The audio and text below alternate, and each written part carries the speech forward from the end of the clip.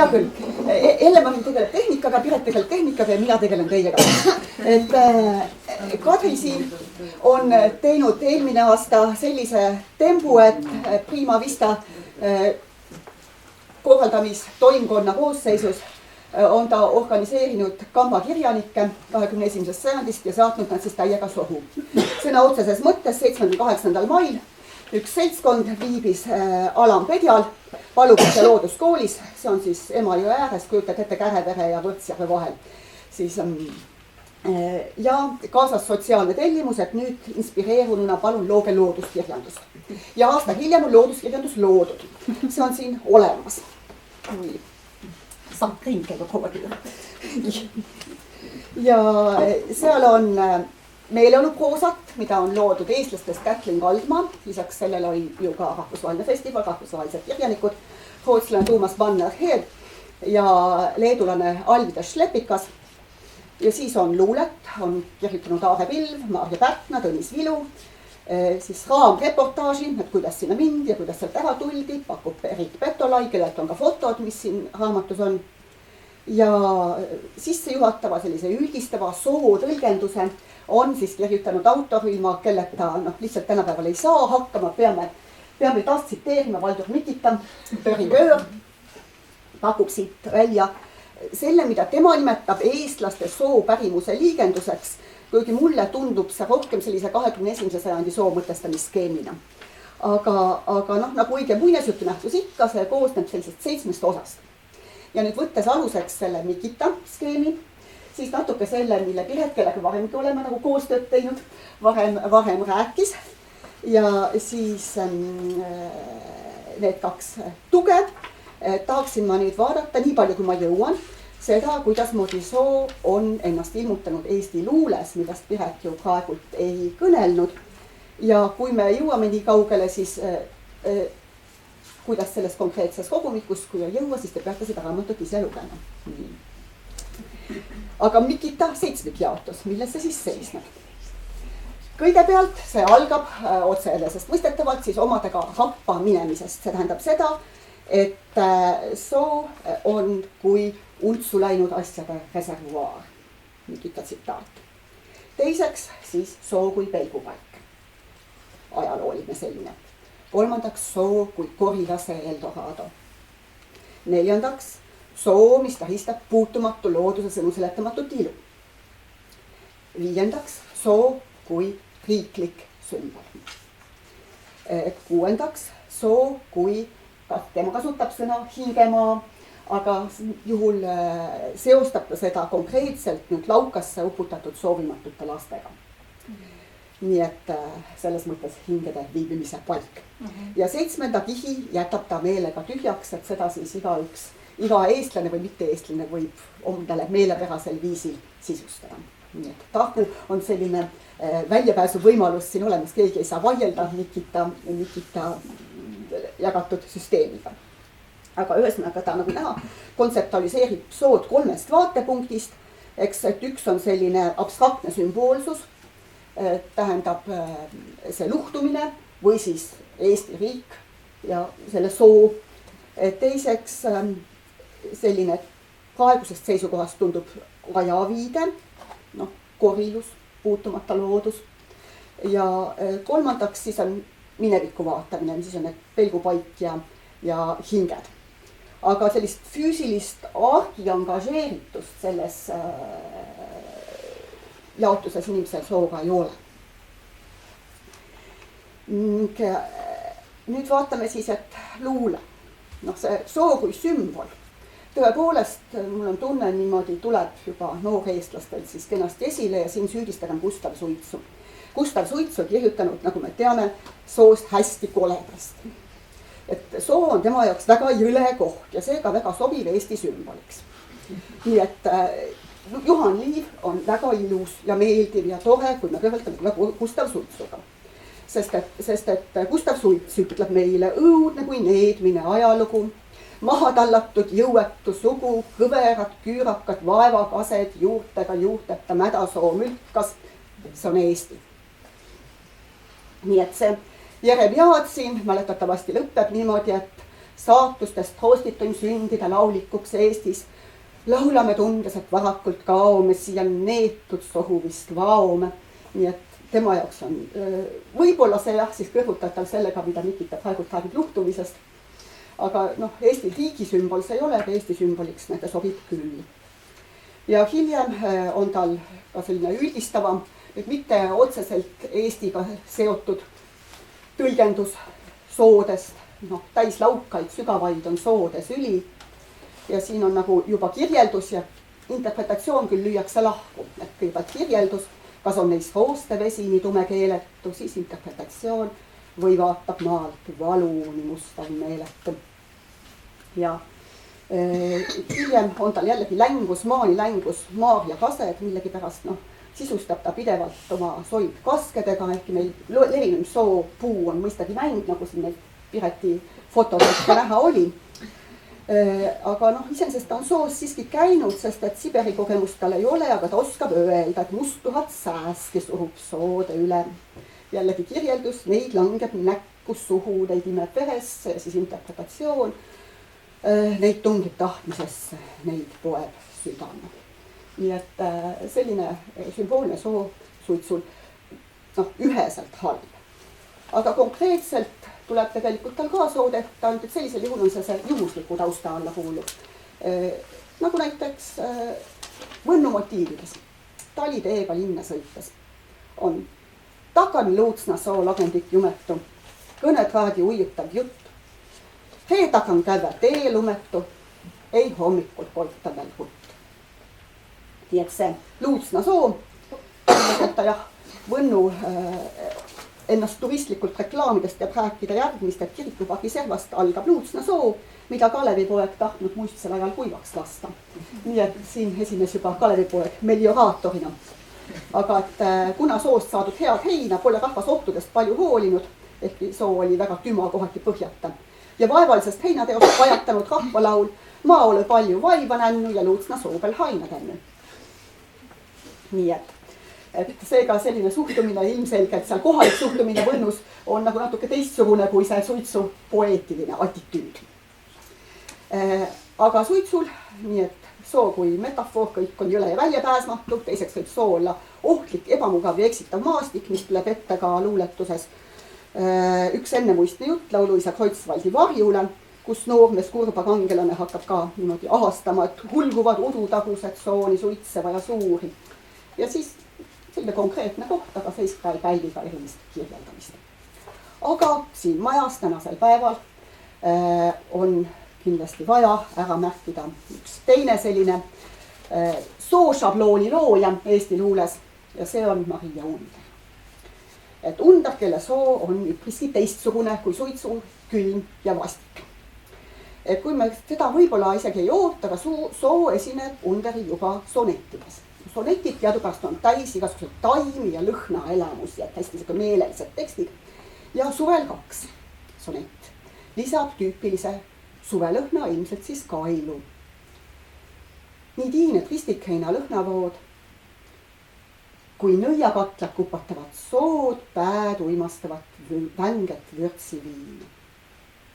Nii et selline uimastamine, selge meele kaotamine, mingi teatav teisenenud meeleseisund ja seega seostuv ohtlikkus ja ka erootilisus või siis mingi muinasjutulisus, müstilisus, soo kui selles mõttes liminaalne piirkond siinse ja sealpoolsuse vahel. Või siis ratsionaalse ja meelelise ekstaasi vahel. Et see on siis Underil olemas ja tuleb esile tema ballaadides. Näiteks on seal ballaad Valge lind, kus tuleb Lapimaalt siis nõiduslik olend ja meelitab kõik linnud endaga sinna kaasa. Kust tema need meelitab?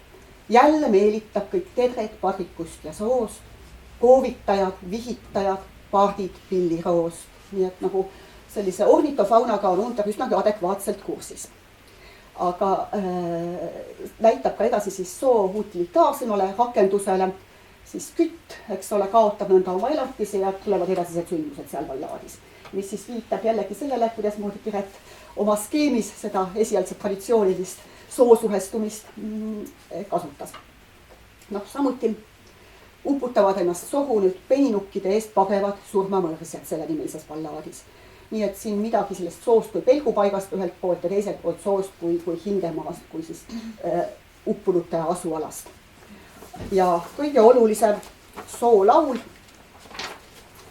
et pikki lehekülgi, kus soo on väga ambivalentne piirkond, et ühest küljest siin kutsutakse, meelitatakse ja ahvatletakse, teisest küljest hoiatatakse ja vaheldumisi põgelevad tegelikkus ja mütoloogia, et soo on ohtlik, tasu salaja kahetab, sinu taibu selge meele sõgeda vastu vahetab, aga teisest küljest on siin maani sinikate vihud, ava suu ja ava pihud ja igasuguseid ühelt poolt siis selline reaalsus, latik parmude sääskede saos sookail leitsakut higistab, teiselt poolt aga soonäkk vibujas hülpimas, see pole tavaline, hoopis kalasavaline, nii et selline ülemineku piirkond ja ka ohtlikkuse ja erootilisuse laenguga. Nii et võime siis küsida, et kas siis, see on 29, et kas siis nagu luulest lihtsalt nagu tavalist sood kuskil ka ette tuleb tol ajal. Tegelikult tuleb küll. August Alle näiteks, aga tema meile sellist nii suurejoonelisi tekste ei paku, aga sellist kolmas tavarava šabloon. Rabas samlas punab kuremarju, roostekord peal laukab huunil veel, kluutab siin õhtul kureparju kokku tulles pikal teel. Et siin on see kolmas tavarava šabloon, aga see jääb nagu natukene varju. Ja nüüd ma loodan, et ma jõuan ära rääkida selle järgmise momendi, sest et see on minu meelest selline nagu väga ilus. Et Unterist johtuvalt mul on tunne, võtavad kuidagi edasi seda asja arendada Arvula. Just eriti seda underlikku šabloonist kolmest ja neil läheb asi natuke käest ära. Et vaatame 34, Talviku palavik ja tema rabas.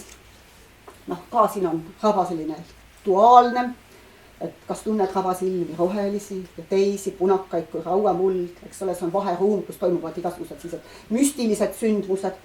On tunda ristimata verehõngu, kui murraks peninukki kuskil soed, seal on ühest küljest sääsed, aga teisest küljest raba on siis ka selline kire ja erootilisuse metafoor, et mu kire laukaisse ruppus põder, mis on samuti selles mõttes ka väga adekvaatne, et põder tõepoolest on see suur imetaja, keda võib rabas kõige rohkem leida. Ja lõpuks siis raba kui hingemaa, et mu surnud pruut sääl hõljub laukas üles, pääs rohupärg ja kaenlas vesikupud. Et see on mitmesti analoogiliselt motiivid, mida me siin Underil näeme. Ja selline füüsilise, metafüüsilise ruumi piiriala on ka Kangro sonetis Soonaine, sonetides 35, järgmine aasta siis, kus siis siin verekihus kudjates sind sohu, ma tundsin jõhviku ja kurerohu all huultes libahundi vaibu hambaid. No nii, 36 jätkab Merilaas. Ja tema puhul seda ahvatlevat, seda muinasjuttulist, seda underlikku on vähem. Sellist suitsulikku, külma vastikut udu on rohkem. Siin udusse upuvad tuuled, vaevakaskede kiduras kaisus, jälle need suitsukased on ka siin väljas ja mülgaste väänduvas paisus soo luksuvad kurinast uuga kuule. Aga kirjutaja on naiste rahvast, nii et päevakorra taaskord see laukasse vajumine tuleb. Niisiis, et on litsutud mustavad pajud vastu pilvede punavat vaske. Kõik on äkki nii magusalt raske, nii et see underlik moment, eks ole. Ja sa hääletult laukasse vajud. Et selline, siis ma ei tea, mingil määral erootilise või sensuaalse uppumise motiiv. Ja mul on tunne, et August Sand, kes on nagu rohkem kahe jalaga maas, tekstide põhjal otsustades vaatab, et tema oli sellest aitab. Ja nüüd toimus selline metatasandil reageerimine ja küsimus, et jah, need klišeed, need kleepsud, et nüüd vaatab Sang, et siin on kleeps. Ja kogus üks noormees otsib õnne, on tal rabalaul, kus nüüd tõepoolest noorpaar jalutab kevadisel ajal, selline ebatüüpiline aeg, tavaliselt, eks ole, on just suve palavus kailudega või siis lahkuvad kured, aga nemad nüüd rabad sulavad lahti ja võskust auravad ööd, satuvad vastu õhtut sinna ravaäärde ja tütarlaps, kuna see on see naiskomme, siis selle ajal nüüd hakkab mõtisklema, et mis oleks, kui üksteises üles nüüd laukasse uppume. Suvel saadame pinnale üles, siis hälliva kupume, eks ole, me oleme talvikud, me teame, kuidas see käib. Ja nüüd olgem normaalne, kõlab selline vastus, et elu tervelt. Meil kahel on üksteised kaisus siin rabas serval hea. Et ei pea nüüd lõputama minema, tegelikult ei pea üldse sinna rabasse ronimagi. Et noh, see on minu jaoks selline arbujate selline soodialoog, mis nagu käib meil nagu üksteise alla. Aga tegelikult noh, see on üks trend nendest, sest on ka realistlikumad sood, millega inimesel asja on. Et Kangro puhul ma tõin sellise ekstremaalse näite selle soonaise. Aga tal on tegelikult ka rabaäärne, mis on selline soo tarbitav ala. Samas sonettide kogus, eks ole. Soolt paistavad tumepruulid turbasarad. Tesk musta rämpsu sügav ema kraav. Känd tõstab vastu taevast söestunud harad ja laukad pilguvad kui silmapaar. Ehkki tegelikult ka see luuletus siiski lõpeb sellises underlikus uimas. Kui uimastavalt raba lõhna aurab, on raskeid õisi kaelastikku murdunud, neil sigimise rõõm on meelal suul. Nii et noh, täiesti ta sinna oma kraavihalli tööle ei jää. Ja me jõuame alguõrtega lõpule. Nii, ja sonetis kodu on siis nagu tõepoolest elukoht, kus on see rabasaar on vilets kodukuru, kus sikke visadus ja keppus koos me tegudes väsimatult sirgub ja ka siin on just spartalikel oludel on töökasvatuslik moment. Me lõpetame siin moraaliga, meie jõud ja tulevik on võrsunud soost. Nii et see ei ole sellist undamist selle üle, kui on kole asi see soov, et pigem see on inimesele kasulik, et karastab. Ja siis kogu vanad majad 37 jätkab oma soodega. On soolaul, kus ka vastuseks korises soo. Nii. Siis soomarjad näitab päris head sellist erinevate marjade tundmist, nii et ma oletan, et varajane Kangro võibki olla tegelikult meie kõige mitmekülgsem soolaulik. Ja siis kellega oleme jätnud mainimata ja see keegi on Betty Alvar, tema seal sooserikki ei sumbanud. Aga 42, noh, see soo selline ühest küljest tarvitatav piirkond ja teisest küljest ohtlikkuse piir tuleb niimoodi pisut esile, et juba need julged jõngerjalad jooksid joovikarabani. Ja siis natuke üleminek sama 42. aastal sellele sotsiaalmajanduslikule asjale, millest ma lootsin, et Piret räägib ja mina ei pea rääkima, nüüd on Piret ei jõudnud, mina ka ei jõua, aga te kõik teate seda. See, et madal taevas, kidur kesa, soo ja rabadik, oh sind ennast ja su pesa, vaene vabadik. Nii et mis on nagu selline tunduvalt mitte kangrolik optimism, aga siit edasi vabadik läheb melioratsiooniteed 50-ndatel ja siis toimuvad pärast seda stalinistlikku paatost, mille kohta ma näiteid siis ei too, ehk need on ilusad. Ühtest 3 momenti, mida sellest alati, kus ma ei ole väga kaardistanud 20. sajand, et naisluules selline soo kui pärimus pinnas, et sookandus on loitsud, Milli Nurme 71, eks ole, siuke tüüpiline näide siin. Mari Vallisoo sugulased, et tulin takusest linast koortud tüdrukupõlvest, alutaguse kõrvest, iisakust, muraka soost, rabakaeluste lõhn mu meeled lahutas koost, tuli päriselt pärit mehetapjate loost. Nii et sellised tekstid peamiselt naiselt, siis on meil maapoisid, nagu näiteks Suumann ja Traat, et kes on ikka tõepoolest käinud seal karjas ja teinud haina ja kellel siis sellised elemendid niimoodi vaikselt luulest läbi vilguvad, et kui isa hangus kuhja otsas, ise oli kuhja otsas, isa hangus all Suumannil, siis ikka kõige üles saab siis sooheim sinna kuhjavarda juurde näiteks. Ja siis on linnapoisid. Algusest lasti meil siin Paul-Erik Rummat, selgelt soo on kujund, ilusalt haigusid saab näiteks Mihkli kui päike, eks ole, irvitab soo peal ja Pohlade poeg, mina olen vaevakaskede vend, on ka nagu selline kujundlik asi, et tundub, et siin ikkagi see puhtalt see esteetiline luule, mitte see referentsiaalsus ei ole nüüd päevakorras nii palju. Ja muidu meil looduslembele Kaplinski eriti nagu soos ei liigu. Ehkki tal on üks ka tava ja see seostub teda ka minevikuga. Ja mulle isiklikult kuidagi moodi on see väike viimane tsitaat ka nüüd inspireeriv, et kui ta ütleb pärast seda, et mis minevikus kõik leida on, näiteks vana veskid, põhandu jääl ja mis iganes, ka see et iga kevade käin lapuliseks Elva taga soovikul koovitajate pulmas. Nii, aga ütlen ma teile ka seda, et kui te loete neid nüüd, siis minu selline kogemus on, et kui kellegagi nüüd 21. sajandi autoritel midagi pistmist on, siis nende viimaste linnapoistega.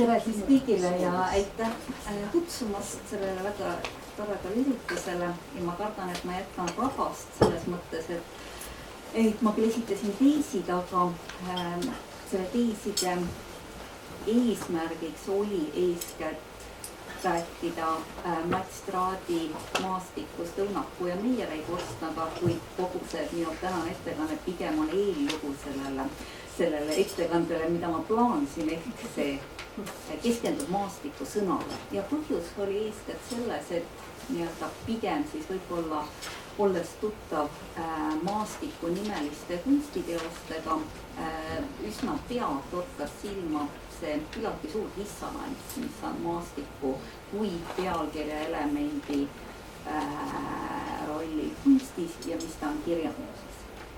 Aga nii et teisiti siis hakkas mu ettekanne hargnema sellest visuaalkultuuri uuringutest päris palju ja sageli väljendatud seisukohast, mida kohtab ka inimgeograafias, et meie keskkonna kogemus, looduse vaatamine ei tugine mitte niivõrd vahetule kogemusele, vaid see on väga tugevasti tingitud ka sellest, kuidas me teame, et seda vaadatakse meie näiteks kunstikogemusest, meie fotokogemusest, nii-öelda sellest eelnevast kultuurikonstruktsioonist ja alles selle kaudu me saame aru, mis on ilus ja mis on oluline, millele pöörata tähelepanu. Ma ei ütle, et see on minu seisukoht, ma ei ütle, et see seisukoht on tõene, vaid ma ütlen, et seda on lihtsalt väga palju väljendatud. Ja kõrvutuseks on püütud leida süütud silma, näiteks on võrreldud turismifotograafiat, mis muutub aina massiivsemaks ja kus on leitud seda, et turist ei lähe pildistama mitte seda, mida ta justkui süütu silmana peaks nägema, vaid ta pildistab neid samu kuulsaid objekte ja nendest sellest samast rakursist, mida ta on juba varem näinud.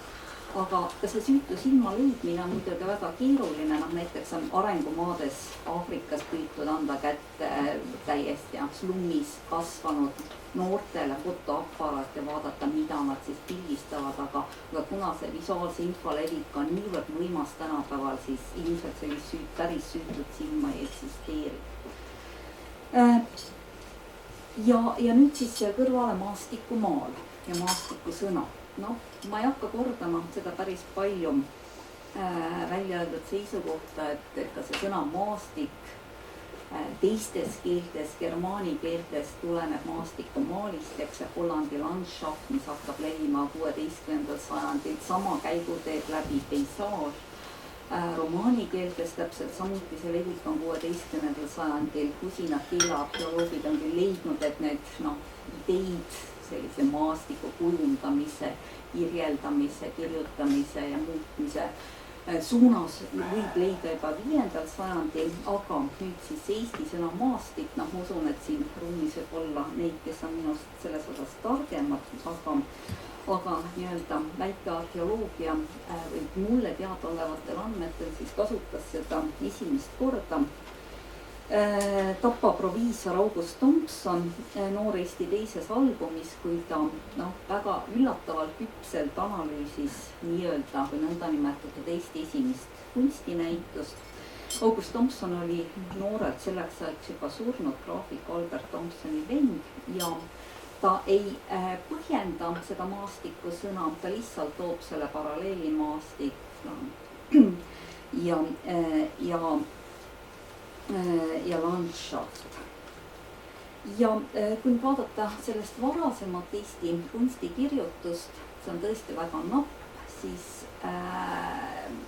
nii-öelda seda, mida me tänapäeval nimetaksime maastikumaaliks, seda on eeskätt kirjeldatud looduse sõna abil, looduse kujutamine, looduse pildid ja korra, ma ei tea, võib-olla rohkem, aga mulle on silma torganud ükskord, on kasutatud ka Soome maisemat, seda tegin Ants Laikmaa 1898. aastal olevikus kirjutades Vene kunstinäituses Düsseldorfis. Nüüd edasi sellest 1907. aasta kasutusest 1908. aastast leiab mõned väga üksikud maastikusõna pruugid. Huvitaval kombel need, mis mulle silma torkasid, pärinevad mõlemad teatriarvustustest. Ühel juhul on seda kasutatud tõesti sellises praegusaegses või ka kujutav kunstilikus tähenduses. Maastik on sügisene, kuid väga huvitav on teine kasutus. See pärineb arvustusest Jumala õnnistus Heino Anni ja näitemäng Lutheri majas ja selle on kirjutanud JL initsiaalidega autor, tõenäoliselt võiks olla Luigaga tegemist, aga pead anda ei saa. Ja tsiteerin, sealt algabki kirjanikule raskus, võimalikult lühidates sündmustes ja sõnades, nagu seda paar tundi kestev näide nõuab tervet elu, mitme inimese hingeelu niiviisi kokku võtta, et sealt pealt vaatajale täieline kuju inimeste elust ja iseloomudest selgesti ette astub, nagu kaamera obscura kitsas praos, terve maastik selle eluoluga. Mis on üllatav, et sellel perioodil tegelikult maastik on väga sellises kunstikeskses kasutuses või kui siis ta viitab mingisugusele võõra maa teistsugusele looduskogemusele. Räägitakse Soome maastikust, Hispaania maastikust, isegi Tiibeti maastikust, aga mitte maastikust sellises nii-öelda metaforiseerunud tähendusest kui hingemaastikust või inimese kogu hingeelu kokkuvõtvast nähtusest. Nii et 1908 on siin kasutusi vähe ja läbimurre toimubki kusagil aastal 1909 ja nagu öeldud siis eeskätt kahes tähenduses kui maastiku maali tähistaja ja teiseks kui reisikirjades kasutatav sõna. Nüüd edasi ma lähtun eeldusest ja see eeldus võib olla jälle selline kunstikeskne, et maastiku sõna kasutamine sisaldab endas mingit kasutaja aktiivsust, mingit keeletegu, mingit intentsiooni. Kui me nimetame mingisuguse piltkunstiteose maastikuks, siis see on juba ette teatud selline žanriline kategoriseerimine. Me anname teada, et me vaatame mingisugust looduse keskkonna osa kui maastikku. Geograafid võivad mulle vastu vaielda, aga ma ütlen, et see on pigem siis selline kunstikeskne vaatepunkt. Tõenduseks te võite lasta pilgu üle nendel siin olevatel graafikateostel maalidel ja mõelda selle üle, kas te olete nõus neid kõiki nimetama maastikes, sest ma kuidagi a priorse pilguna ütleksin, et kõiki siiski mitte. Ja mida siis on valdatud nimetama maastikust piltkunsti puhul on sellised kujutised, millel on teatud sügavusmõõde. Ütleme, hommik Männimetsas ei ole selline, mida ma nimetaks maastikuks. Võib-olla selleks ei ole ka üksik kivi või üksik puu, ta eeldaks kas siis horisonti, teed, mingisugust avarust ja sõnaga sügavusmõõde. Ja mulle tohutult meeldib selles, võib-olla maastiku mõistet kõige rohkem kanoniseerinud raamatus Hannes Palangu ja Helen Soovälja toimetatud maastik, loodus ja kultuur. Viivi Luige määratles maastikku teeb maastikuks taevas, valgus ja vari, need on alati kohal, olgu kui armetu maastik tahes. Nii et jällegi see teatud kaugus, teatud sügavus. Ja nüüd edasi, et nii-öelda seda kunsti vaatepunkti veidikene veel edasi arendada, tooma natukene statistikat kunstinäituste kataloogidest ja sõnada, kui palju on neid töid kataloogis, mis on kandnud nime maastik, millises protsendis ja kuidas see on paari aastakümne jooksul muutunud. Et aluseks on siis eeskätt ülevaatenäituste kataloogid. kõige esimene aastast 1910, see on siis nii-öelda see nõndanimetatud kolmas Eesti kunstinäitus või noor Eesti kunstinäitus, mis oli tinglikult ka rändnäitus, see oli 3 kohas ja noh, vähemalt mulle teadaolevalt on seal nende maastikutööde protsent kõige kõrgem, 24.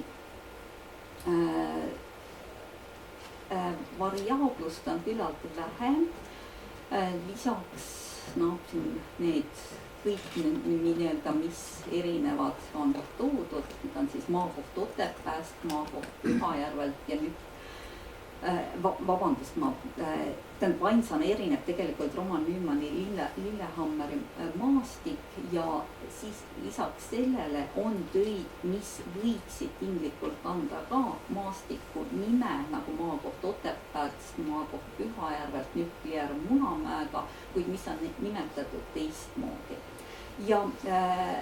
Ja enamasti siis need nimetused, töö pealkirjad, mis justkui konkureeriksid ka maastiku tööde alla, on siis, kannavad nimetust kas vaade või motiiv või siis nimetatakse mingisugust looduselementi, aastaaega. Noh, suure puu ja 3 üksiku puu puhul on see muidugi juba kahtlasem. Nüüd järgmine näide on aastast 1919 Eesti kunsti ülevaate näitus, mis on võib-olla kunstiretseptsioonis üldse üks kuulsamaid ja vastookstlikumaid töid on 402, maastikke 50, nii et see protsent on märgatavalt väiksem, kuid siiski väga kõrge. Ja on näha ka, et nii-öelda need modifitseeritud pealkirjad, et nende hulk on juba märgatavalt suurem. Maastik murtud kuusega, Kasaritsa maastik, Pühajärv maastik, Võrtsjärve randmaastik. Modifitseerimine toimub enamasti kas mingi konkreetse koha nime sissetoomisega või mingi üksikelemendi mainimisega. Kuid Balder Tomasbergi töödes siis leidub ka juba teatud sellist ilmselt realistlikust maastiku sõnakasutusest kõrvale hiilimist eroilise maastiku ja dekoratiivse maastiku puhul. Ja lisaks jälle leiab ka selliseid nimetusi nagu kalarand, tiskrerand, sügisene väli ja nii edasi. Ja nende varaste näituse kataloogide puhul on muidugi see häda, et meil ei ole võimalik neid töid nii-öelda üksüheselt tuvastada, eriti 3. kunstinäituse puhul, kus võib olla tõesti seal siis Konrad Mäelt 31 tööd nimega maastik, neid ei ole võimalik tänapäeval kuidagi eristada. Järgmine näide aastast 1925, kust nagu näete, protsent on märgatavalt vähenenud, kuid ma ei ole siin neid nii-öelda alternatiivseid pealkirju välja toonud, see on vähenenud väga palju just selle tõttu, et tuleb teistsuguseid nimetusi juurde ja edasi see protsent püsib enam-vähem kuni Teise maailmasõja järgse kõrgstalinismini välja. Ta kõigub kusagil seal 6-7 vahel, juhatades ka 5-ni ja märgatav langus hakkab 50. aastatel. Mis on selle põhjused? Kõigepealt kunstikriitikas ja selles 50. kõrgstalinismi ideoloogilises võitluses saab maastik üheks keskseks elemendiks, mille üheks selliseks piitsaks või nuudiks, millega kunstnikke tümitatakse. Miks maastik on ideologiseeriv, see annab kunstnikele võimaluse nii-öelda sotsrealismist kõrvale hiilida ja seda muidugi valvas ideoloogiline pilt üsna pea tabab ära ja see on peaaegu et üks olulisemaid etteheiteid, mis tõttu ka väga palju seda sõna ei kasutata sel ajal.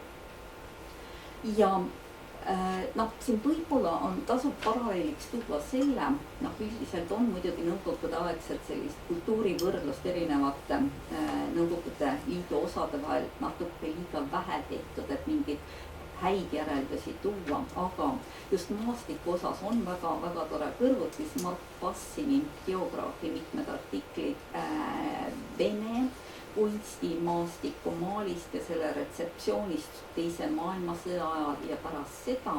Ja mis on huvitav, on see, et see pilt on täiesti vastupidine. Venemaal on maastikumaal heas kirjas, ta on lubatud ka koos, on üks osa sellest diskursusest, mis hakkab nii-öelda seda venelikkust heroismi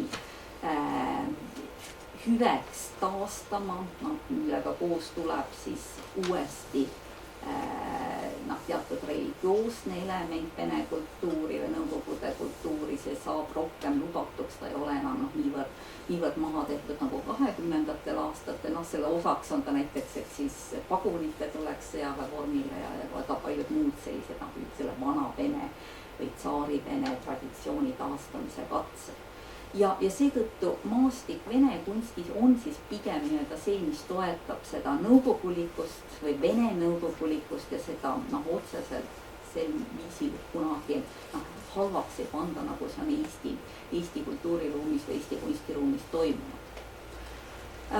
Ja nüüd edasi 60-ndatel see kasutus väheneb veel, jälle kahaneb selle tõttu, et tuleb ka tuleb nii-öelda see pealkiri iseenesest muutub keerulisemaks, muutub tähendusrikkamaks, kuid siia hakkavad tulema juurde teised nüansid, maastiku pealkiri metaforiseerub, näiteks tööstusmaastik ja nii edasi.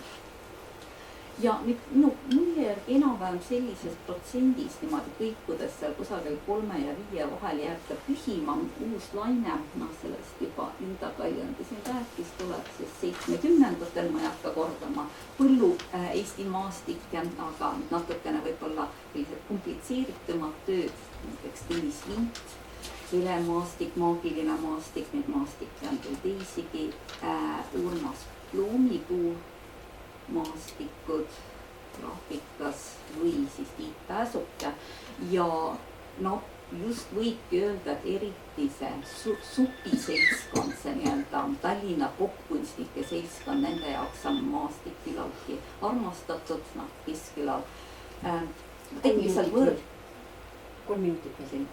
lihtsalt võrdluse Keskküla reproduktsioonidega ajakirjas Looming, 12 reproduktsioonist 4 kandsid pealkirja maastik. Ja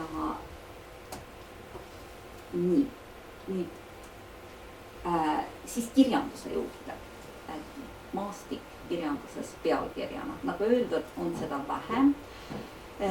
Esimesed näited tulevad kusagil 20-ndatel aastatel ja kõige esimene, mis mul õnnestus leida, on siis Villem Ridala rannamaastik. Ma olen siin välja toonud nii-öelda need kaugusele osutavad sõnad, mis tunduvad olevat tõesti selle tuletuse maastikulisuse kesksed elemendid ka ütleme, et sellised natuke lähedasemad asjad, nad on kas üksikud, nad on kuskil, nad on lahus teistest, et pidevalt see distants on nii-öelda esi või nad on ka nägemata, ühesõnaga meil on midagi, mis meil ei ole käega katsutav.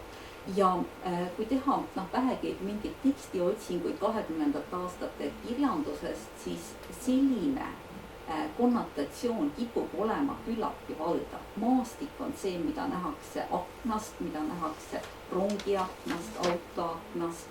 Nagu öeldud, põimub see reisikirjade kasutus, maastik on see, mis on võõras. Väga huvitavad on näiteks siin Barbaruse Hispaania kirjad, mis ilmusid 30. aastal Loomingus, kus ta kasutab seda maastiku sõna päris palju, osutades siis millelegi eriskummalisele eestlase tema pilgule võõrale ja mis siis ühel hetkel läheb ka Madridi lähedal selliseks täiesti kummituslikuks sõjamaastikuks, mis on inimesele võõras, et maastik ei ole midagi sellist, mis meil ütleme, et nagu oleks selline looduskogemus 20-ndatel, et ta on pigem tõesti see distants on nagu täiesti sinna olemuslikult sisse kirjutatud minu mulje järgi. Ja nüüd Vene Ridale lisaks siis veel üks under ja veel üks sonett, ahermaastik, jällegi soo ja siin minu mulje järgi see soo on just nimelt selline suitsulik soo, et see, mis on selline kole, mis ei kasvata midagi, mis on viljatanud, võtab endasse.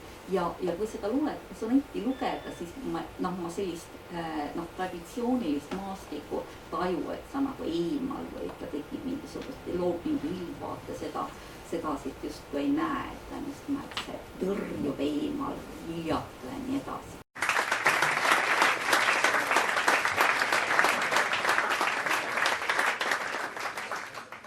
Ja nagu me tajume, et tõepoolest muutuvate aegade ja ka muutunud ja muutuvate väärtushinnangute tuultesse teema, nagu tänagi tõdesime, on see jätkuvalt aktuaalne ja plaanis oli rääkida pisut rohkem ehk kalmistukultuurist kui niisugusest, mis peegeldab meie tänaste inimeste ajalikke, aga ka ajatuid väärtushinnanguid. Kuid nagu öeldud, et pisikene surve tänase ürituse korraldajate poolt oli ja tuleb juurde ka märksõna, mis on seotud siis ümbermatmisega. Ja hakatuseks võib-olla esimene mõte, mida saab siis selle 20 minuti jooksul või mille ümber mõtiskleda, ongi siis kalmistud kui matmispaigad, aga teisalt ka võimu atribuut. Et me teame seda, et surnud poliitiliste liidrite, aga samuti ka kirjanduse kunstiinimeste ümbermatmine ja mäletamine ja mälestamine võib-olla ja kindlasti ka on ajas sümboolse võimu instrument. Et kui me nüüd vaatame seda nii-öelda usundilooliselt, siis enamikes kultuurides ja religioonides üldjuhul on surnute rahu häirimine üks suuremaid tabusid, samuti kui siis ümbermatmistesse suhtutakse ülima ettevaatusega. Et erinevates maailma kultuurides tõepoolest on siis need põhjused peavad olema väga mõjuvad ja samuti mitmelgi juhul ka näiteks siis ilmaliku või religioosse võimuga kooskõlastatud, et üldse surnukeha välja kaevata, et seda peetakse väärteoks, mida siis näiteks traditsioonilistes kultuurides ka üsna rangelt karistatakse. Aga näiteks Taiwanil ja ka osades Kagu-Aasia riikides on levinud surnute ümbermatmise komme, et see, mis peaks siis teadaolevalt ulatuma Hiina impeeriumi algusaegadesse millalgi 3. sajandi siis enne meie või aega või enne Kristust, kuidas kellelegi rohkem meeldib. Ja ühe sõnaga siis seda võetakse religioosselt väga tõsiselt seetõttu, et valesti sooritatud matuserituaal võib siis pahandada nii-öelda lahkunu vaimu ja tuua siis tervele suguvõsale või tervele klannile kaasa ka hädasid, õnnetusi ja haigusi. Ja seda siis religioossete liidrite nii-öelda siis eestvõttel või soovitusel võetakse lahkunud sugulase ümbermatmist ka ette, sest kui inimesed on tõesti veendunud, et elavad rasked haigused või ebaõnnestunud äritehingud või mingid muud perekonda tabanud õnnetused on siis mõne surnud esivanema nii-öelda kätetöö, et sõna jutumärkides. Ja arvatakse ka seda, et miks näiteks surnud esivanem sekkub siis elavate ilma, et tuleb sellest, et tema matmiskoha niisugune energeetiline väli on siis väidetavalt väga häiritud, hing ei leia rahu ja ta annab siis ühe sõnaga talle omasel viisil märku elavatele. Ja selleks ümbermatmiseks siis näiteks Aasias on või kombeks või kus seda tava praktiseeritakse, on siis olemas selline ametinimetus nagu luudekoguja. Ja need luudekogujad tõdevad ka, seal on eriline rituaal, kuidas ta välja kaevatakse, kuidas skelett puhastatakse. Ma sellel pikemalt ei peatuks, aga siis ka tõdevad, et nõudlus nende nii-öelda töö järele on suhteliselt vähenenud, et just samal põhjustel, miks võib-olla meie oma nii-öelda kalmistukultuur ja suhtumine surnutesse teiseneb. Et kõigepealt siis ühiskonna üldine sekulariseerumine, ilmalikustamine, aga samuti siis ka Aasias eriti ülerahvastumine, mis siis paneb oma vanu traditsioone hülgama ja siis on ühe sõnaga näiteks on ka keelatud ümbermatmised tihedalt asustatud piirkondades ja samuti väikestel saarel, näiteks see on siis puudutab näiteks Taiwani valitsust. Ja samamoodi nagu Eestiski, kui meil hakkas taasiseseisvudes siis levima kremeerimine, tuhastusmatus, et pooldatakse siis tuhastusmatust, kuna see on majanduslikult odavam ja mis omakorda jälle tähendab seda näiteks, et need nimetatud luudekogujad siis saavad oma hinda tõsta ja kõike muud, et siin on jälle need äri ja religiooni ja pragmaatika vahelised huvitavad kombinatsioonid. Nüüd kindlasti on ümbermatmine väga tugevasti postsotsmaade teema ja maailma väga erinevad antropoloogid on siis küsinud, et miks siis just peale kommunismi kokkuvarisemist on aktuaalsed teemad, mis käsitlevad esmajoones surma ja võimu. Et noh, jätkuvalt on siis debatt selle üle, kas Lenini muumia tuleks maha matta või näiteks ühe sõnaga, kui 97 siis Roomast Rumeenias oli siis piiskop Miku, ma loodan, ma hääldan õigesti, aga samuti näiteks kõik see, mis toimub siis viimase Vene tsaari Nikolai II perekonna ümbermatmisega seonduvalt, samuti väga erinevate märklite kanoniseerimisega Vene õigeusu kiriku poolt ja samuti ka paljude nimeta haudade rakendamine siis võimu ja poliitika vankri ette. Et see omakorda annab siis tunnistust sellest, et nii-öelda surnud poliitiliste liidrite, aga samuti ka kirjanduskunsti inimeste ümbermatmine ja mälestamine, et ta võib olla ja kindlasti on ka sümboolse võimu instrument. Noh, meenutame näiteks Liidia Koidula ümbermatmist 1946. aastal, see oli siis tema 60. surma aastapäev ja metsakalmistule on küll maetud Koidula aga siis abikaasa ja lapse põrmud on Kroonlinna kalmistul ja samas muuseas, kus on täiesti hooleta jäetud ka väga märgilise tähendusega keelemehe Wiedemanni haud. Ja samamoodi, kui me räägime ümbermatmisega seotud pärimustest, siis aeg-ajalt kollases meedias ja rahvapärimuses ta on väga levinud motiiv sellest, et kelle käes see Liidia Koidula sõõrm siis nüüd ikkagi on ja kus teda on leitud ja kus teda on nähtud. No samamoodi pälvivad avalikkuse tähelepanu siis suured surmad, olgu selleks siis näiteks president Lennart Meri matused, mis omal kombel andsid meile ju tegelikult taasiseseisvunud Eesti Vabariigis ka teatavat malli või eeskuju, kuidas üldse riigimehe matust korraldada või olgu selleks näiteks siis ka sellised avaliku elu tegelased, kes oma surmale erilist tähelepanu ei soovi tõmmata, näiteks Urmas Võit. Ja paljudel puhkudel on ka see, et kas ja kui palju üldse perekond soovib, kui tegemist on avaliku elu tegelasega nii-öelda siis intiimsesse matmisrituaali juurde, sarga või tuhaurni mulda sängitamise juurde ka lähedasi, tahavad ka mingisugust teatavat privaatsfääri. No samamoodi võime öelda, et ka metsavendade ümbermatmine on poliitiline akt ja see on tähelepanu tõmbamine teatud ajaloolistele sündmustele. Kindlasti, kui me räägime kalmistuste võimust, me saame rääkida kalmistust kui kultusplatsist ja väga erinevate jälle ajaloolaste arheoloogide hinnangul üks kodumaa mõiste ongi seotud sellega, et see on kodumaa on maa, kuhu on maetud sinu esivanemad ja kui te vaatate näiteks setude piketeerimisi, siis üks argument, millega nad on rahva ette astunud, on kandnud oma rinnal loosungid, et te kingite meie kalmistud. Et see on kodumaa, kuhu on maetud sinu esivanemad ja teine kodumaa mõiste on seotud siis maa harimise ja kultiveerimisega, et kodumaa on see maa, mille põlduse harib. Ja kahtlemata ka kalmistul käimine on kindlasti üks väga mõjus rituaalse kommunikatsiooni vahend, nagu tänagi me tegelikult kogesime ja nägime, et väga erinevatel aegadel on siis ka erinevatel matusepaikadel arvestatav sümboolne sotsiaalne tähendus. Tuletame praegu meelde võib-olla Tartu ja minu vanused üliõpilased mäletavad Julius Kuperjanovi haual käimist. Tegelikult noored ei teadnudki, kes see Julius Kuperjanov oli, aga oli oluline, et jõululaupäeval sinna minnakse, kõik lähevad ja me läheme ka. Ja samamoodi siis näiteks nõukogude ajal, kus võin tuua arvukalt näiteid, kus on siis nii-öelda püstitatud nii-öelda sümboolsed hauad, ühishauad, kus siis käidi, aga tegelikult sageli olid need ka välja mõeldud kangelased nõukogude ideoloogiat kinnistamaks, kus siis käidi ühe sõnaga teatud nõukogude rituaale läbi viimas, olgu see siis pioneeri kaelarätiku kaela sidumine või mõningate nõukogude nii-öelda pühade kalendride tähistamise tähtpäevad ja selle sarnaseid näiteid ei ole vaja kaugelt otsida, meenutagem ka seda, mis oli siis millised ärevad sündmused on seotud siis pronkssõduri teisaldamisega, samuti matmispaik, eks ole. Nii et ühe sõnaga see on väga lai teema, aga millal ma tahaks pisut ka pikemalt peatuda, on siis see 50. aastatel ühe sõnaga see kalmistute hävitamine, ühe sõnaga maastiku ülekirjutamine.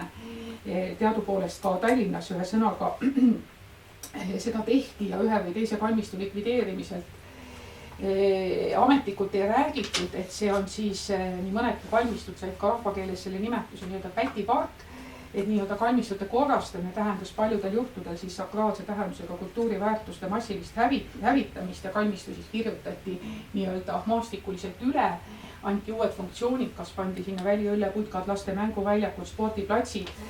Näiteks Tallinnas siis puhastati hauatähistest üle, see muudeti parkideks, on legendaarne, siis on see Balti-Saksa siis Kopli kalmistu, kes oli segakalmistu, sinna oli maetud väga erinevate konfessioonidesse kuuluvaid inimesi. Samamoodi Kalamaja kalmistu, kus küll ametlikult matmine lõpetati vahetult enne teist maailmasõda, sõja ajal mitteametlikult kasutati seda, aga samuti siis kadusid meie maastikult katoliku, juudi ja islami surnuaiad, samuti siis üks Vana-Kaarli surnuaia ühe osa peale ehitati siis näiteks Tallinna Komsomoli spordistaadion. Sõjaväekalmistutelt eematati hauatähised ja hakati sinna matma nii-öelda punaväelasi, anti siis nagu kirjutati üle, anti teine tähendus, samuti KGB ohvitsere. Mõigukalmistu tehti maatasa, seda on arvatud, et tegemist on olnud kogunisti eelkristliku pühakohaga, aga see on omaette teema. Juudi kalmistu ja mausoleum Tallinna siselinnas oli siis tasandati autobaasi maa-alaks, sellest sai siis autoparkla.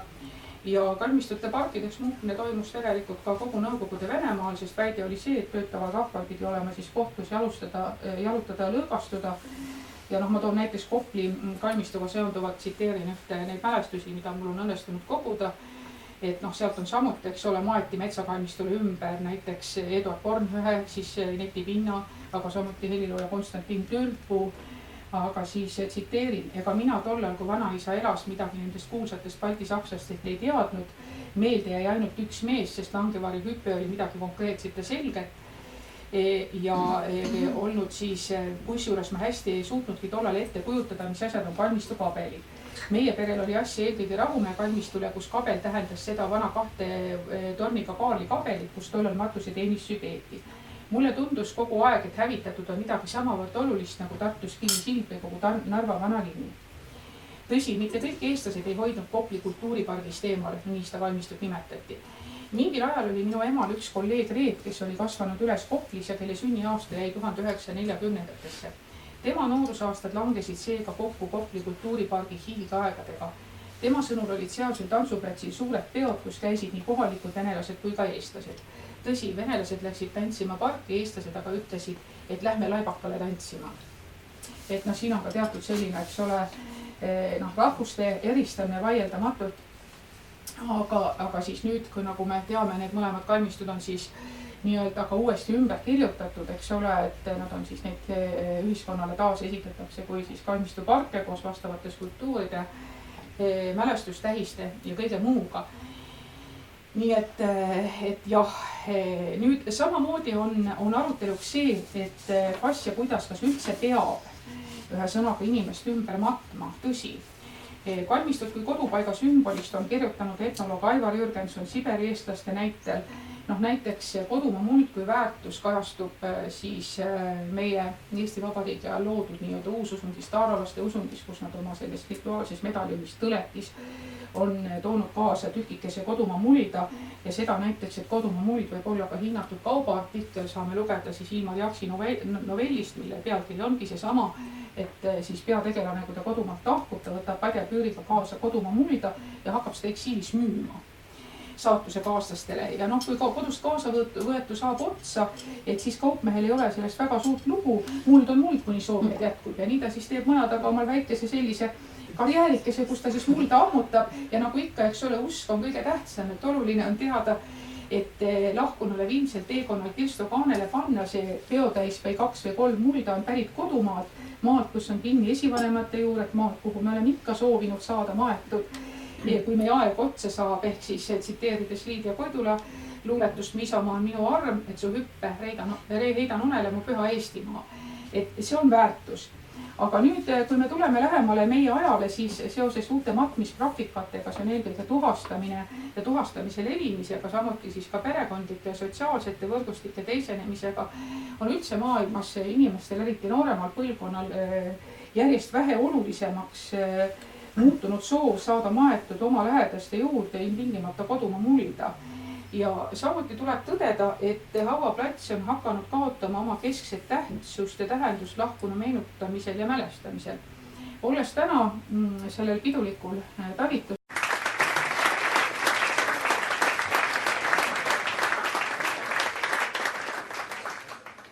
kus inimesed on ümber maetud. et ka seda kohta peetakse vajalikuks ka tähistada, et näiteks sellel perioodil puhkas Rootsis sellel ja sellel kalmistul Eesti tuntud poetess Maria Under.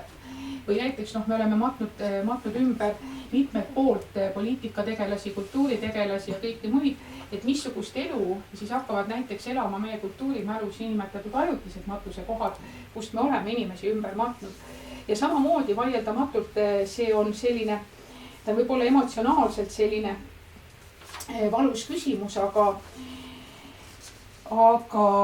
samamoodi võib paratamatult tekkida küsimus, et kas kõik Eesti kultuuri jaoks olulised inimesed, et kas me toome nad ühel ilusal päeval kõik koju, et igalt poolt mujalt, kas me leiame näiteks nende suulisest pärandist mingisuguse viite või märke sellele, et nad tahaksid ikkagi puhata Eestis kodumaa mullas või mõnes kindlas kohas.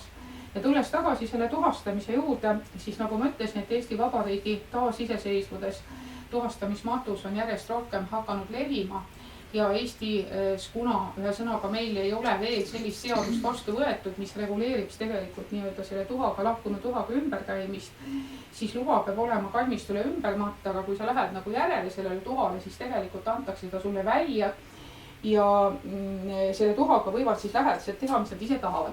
Ma ei tea, Aleksei, kui kindel su käsi on, et kui me eelmine kevadel tegime ühte saadet, mis oli seotud tuhastusmatusega, siis operaator ütles, et jäta kohe järgi, mul hakkab käsi värisema, et sul on 3 jalg, ma võin edasi rääkida. Ja, et võib rääkida, sest mina ei hoiata. Väga hea, et ühesõnaga statiiv hoiab, et see on hästi.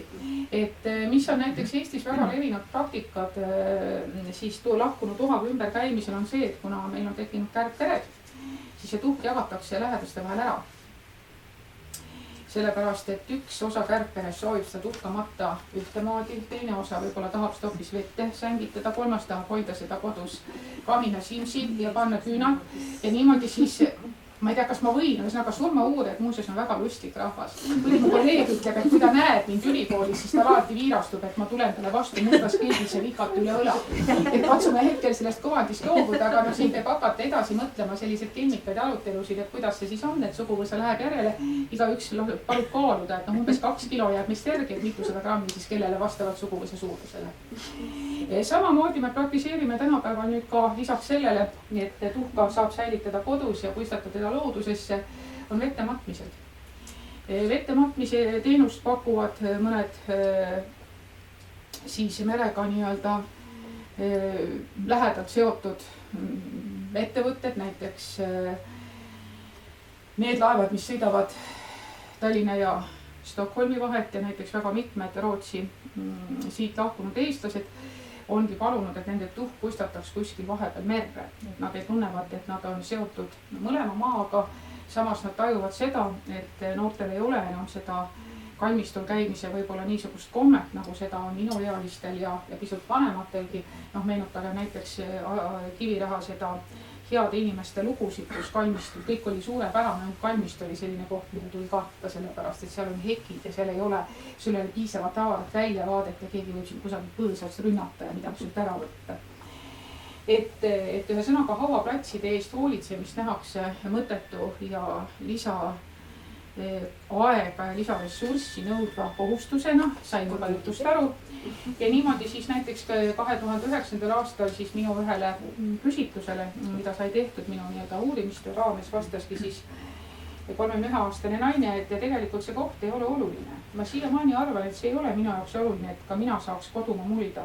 Minu jaoks oleks see täiesti okei, kui kuskil välismaal mind kremeeritakse ja kuhugi see tuhk vastavalt nendele kommetele maha maetakse, sest minu jaoks ei ole see nii oluline, mis juhtub selle kehaga.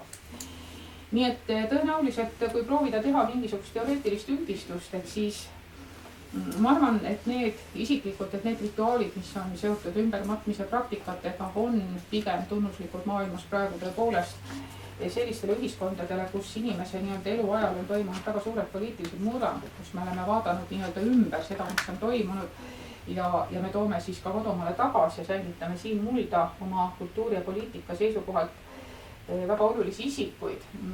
Teisalt tõenäoliselt arvestades kõike seda, kuidas muutub maailm meie ümber, tõenäoliselt ka sellised matmispraktikad muutuvad mingil ajahetkel nooremate inimeste jaoks haruldasteks, võiks öelda eksklusiivseteks ja tänapäeva detailplaneeringutes ma kohe kindlasti tean, et kalmistute juurde pargitakse või vabandust, planeeritakse suuri parkimisplatse, et turismibussid saaksid seal peatuda. Ja niimoodi on siis ka selline surmauurijate mõte, et kalmistut võib vaadata ka kui ühte suurt vabaõhumuuseumi, kuhu aegade kulgedes lisandub uusi eksponaate, keda turistid ja kultuurihuvilised võivad tulla vaatama, tutvuma ja oma austust avaldama. Tänan tähelepanu eest.